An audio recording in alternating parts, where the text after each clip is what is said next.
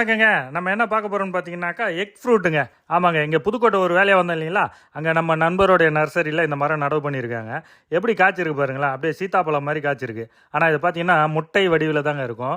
Egg fruit, அதாச்சும் egg fruit பார்த்தீங்கன்னா இதில் விட்டமின் ஏ இருக்குது, விட்டமின் சி இருக்குது, தாமிரம், சோடியம், பொட்டாசியம், கால்சியம் அதெல்லாம் நிறைய இருக்குங்க. அதாச்சும் எலும்புகளை வந்து பலப்படுத்துது, கொழுப்பை கரைக்குதுங்க, கொழுப்பை வந்து ஒரு கண்ட்ரோலில் வச்சுக்குது. பாருங்களேன் எவ்வளோ நிறைய காய்ச்சிருக்கு பார்த்தீங்களா. இதெல்லாம் அயல்நாட்டு பழம் நம்ம நாட்டில் காய்க்காது. நாங்கள் பறித்து உடச்சி பார்க்குறோம், உடைக்க முடியலைங்க, கை வலி தாங்க மிச்சம். அப்புறம் எப்படியோ ஒரு வழியாக கஷ்டப்பட்டு உடச்சிட்டுங்க.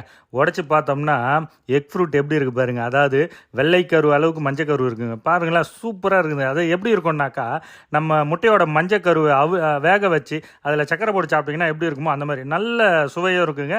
ஆனால் அந்த மஞ்சக்கரு சாப்பிட்ற மாதிரி தான் இருக்கும். இவர் நம்ம நண்பர், அவரும் கொடுத்து அவரும் சந்தோஷமாக சாப்பிட்டாருங்க. அது ரொம்ப சூப்பராக இருக்குங்க. அப்படியே இன்னொரு மரத்தில் நாவல் பழம் சாப்பிட்டுட்டு புதுக்கோட்டைக்கு டாட்டா சொல்லிட்டு கிளம்பிட்டாங்க. நன்றி, வணக்கம்.